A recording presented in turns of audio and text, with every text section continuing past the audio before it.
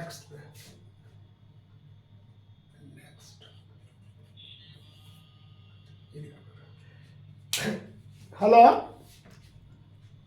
Dear friends, in last video I discussed with you about the male and female reproductive organs.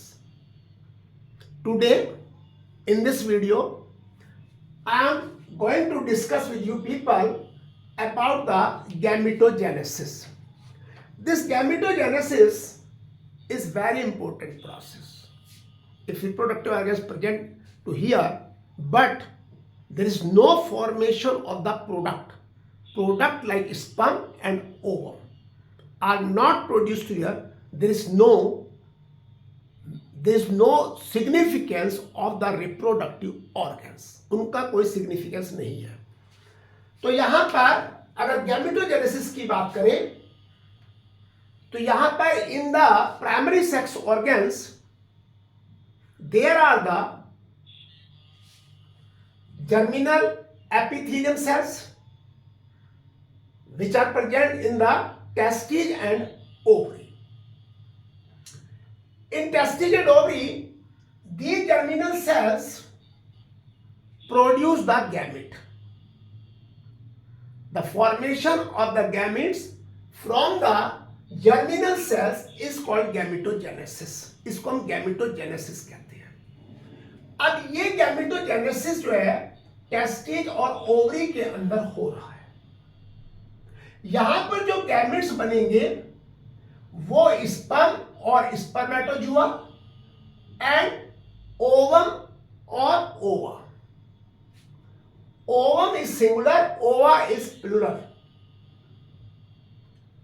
अब यहां पर types of gametogenesis होता है. We are the unisexual animals.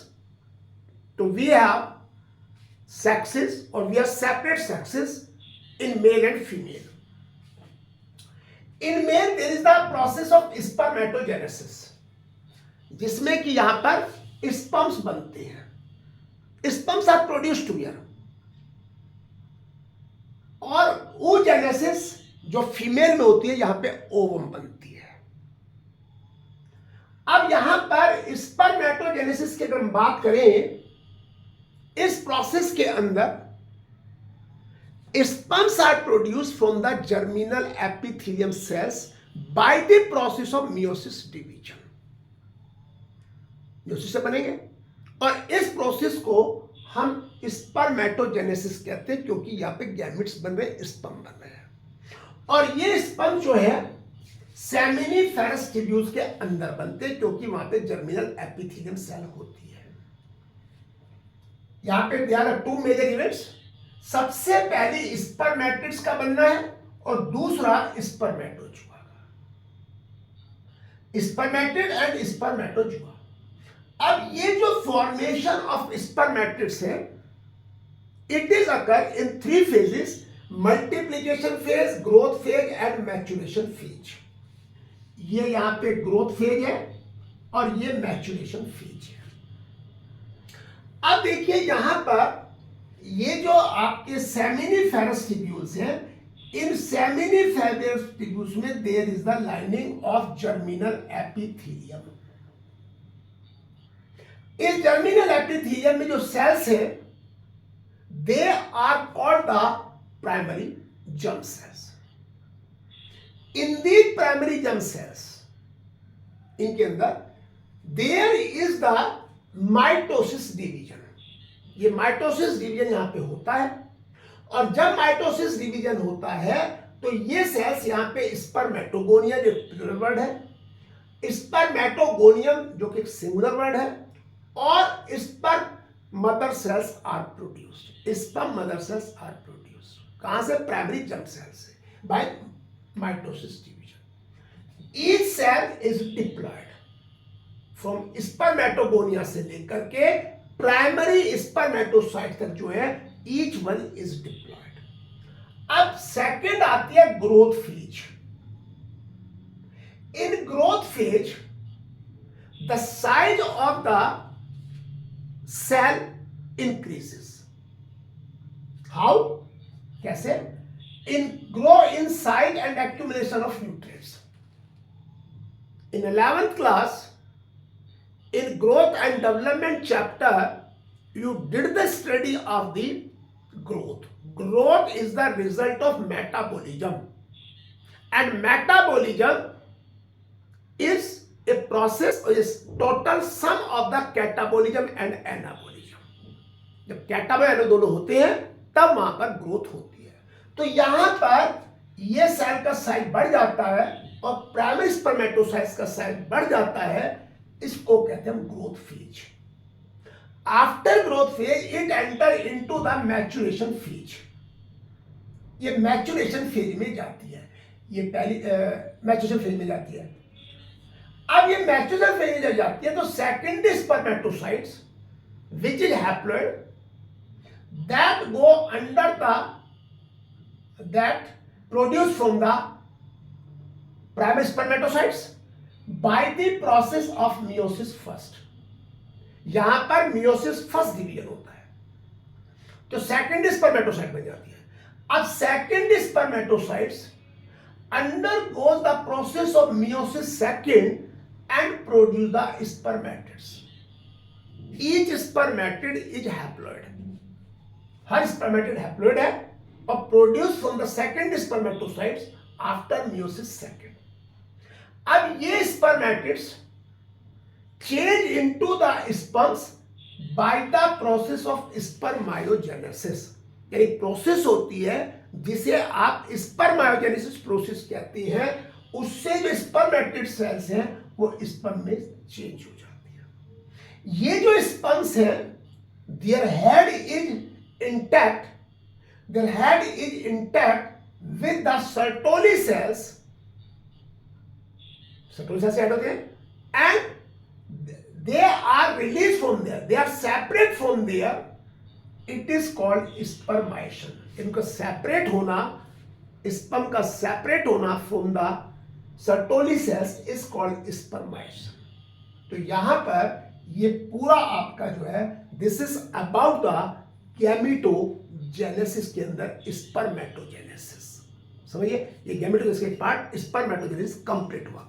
अब इसके बाद सेकंड जो पार्ट आ रहा है हमारा that is the second part is the oogenesis. जो सेकंड पार्ट है वो हमारा oogenesis है. देखिए oogenesis की प्रोसेस ये फीमेल में होती है. बात वही है कि यहां भी जर्म सेल्स जो है ये जर्मिनल सेल्स जो है these germinal cells which are called the primary germ cells by the mitotic division. mitotic division में they produce the oogonia. ये oogonia को प्रोड्यूस करती है. और formation of ovum from the primary germ sales is called oogenesis. ये जो primary germ sales है जो माइटोटिक डिवीजन होता है तो oogonia बनाते हैं और अगर ओवम बनती है तो उसको हम oogenesis कहते हैं. ये oogenesis जो है एम्ब्रियोनिक कंडीशन में होता है जब 25 वीक का बेबी होता है, फिटस होता है एम्ब्रियोनिक कंडीशन में. और यहां पर in embryonic condition in foetus stage that million of oogonia are produced. Million of oogonia are produced to here. 2 million oogonia or gamete mother cells are produced in each ovary of fetus. fetus की हर ovary के अंदर होती है. और ये जो sales हैं they start or they undergoes the process of meiosis division. ये meiosis के अंदर प्रोसीड करती हैं और meiosis में भी प्रोफेज फर्स्ट के अंदर जाती है. प्रोफेज फर्स्ट के अंदर you did the study of leptotene, zygotene, pachytene, diakinesis, diplotene stage. तो यहां पर मियोसिस डिवीजन की प्रोफेज फर्स्ट के अंदर जब एंटर करती है, डिवीजन होता है तो सेल जो है ये अरेस्ट हो जाती है. अरेस्ट का मतलब है कि that it does not go for further division. ये डाइकाइनेसिस में और इसको कहते हैं प्राइमरी oocyte। क्या कहते हैं इसको हम? Primary oocyte। अब ये जो प्राइमरी oocyte है, ये जो प्राइमरी oocyte है, it is surrounded by the granulosa cells. ये ग्रेनुलोसा सेल्स है, ये प्राइमरी oocyte है और ये ग्रेनुलोसा सेल है, और जिन्हें कहते हैं primary follicles. oocyte is surrounded by the granulosa cell is called the primary follicles। अब ये जो प्राइमरी फोलिकल्स हैं ये डीजनरेट होते हैं और ये 60 से 80,000 रह जाते हैं। ओनली 6, कहां मिलियन थे और कहां 60 से 80,000 रह जाते हैं। अब ये जो प्राइमरी फोलिकल्स हैं, जो प्राइमरी फोलिकल्स हैं, इसमें ग्रेनुलोसा सेल्स और ऐड होती हैं। More granulosa cells are add and theca, ये दोनों मिलकर के सेकेंडरी फोलिकल बनाते हैं। क्या बनाते हैं? Secondary follicle.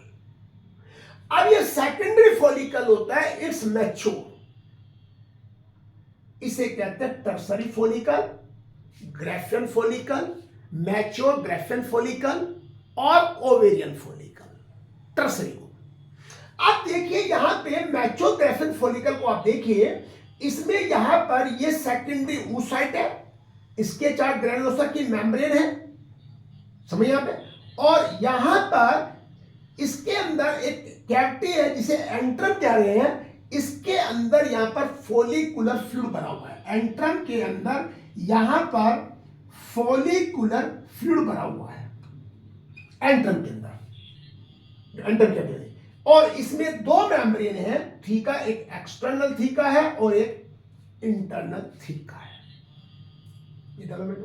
तो अब यहां फीमेल में देखिए कि जो ऊगोनिया बनी थी, ये ऊगोनिया डिवाइड होती है माइटोसिस से, और यहां पर ये प्राइमरी oocyte होती है। यहां तक कि सारी फेजेस जो है ये फिटस के अंदर होती है।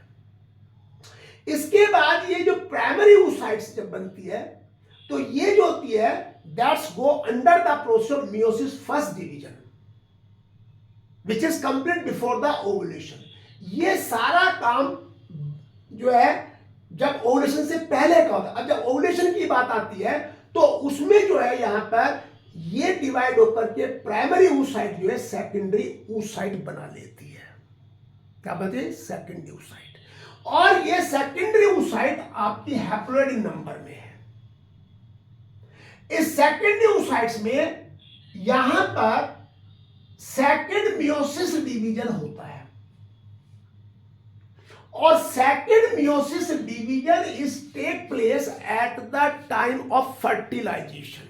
जब फर्टिलाइजेशन होता है तब ये सेकेंड मियोसिस डिवीजन होता है। जब सेकेंड मियोसिस डिवीजन होता है, यहां 2 अनइक्वल साइड की स्ट्रक्चर बनती है, पोलर बॉडी जिसे पोलोसाइट भी कहते हैं, और ओवम। ओवम का साइज बड़ा होता है देन द पोलर सेल्स, और ये जो बड़ा लार्ज भी होती है ओवम, और एलेसिथल। आपने you have seen the eggs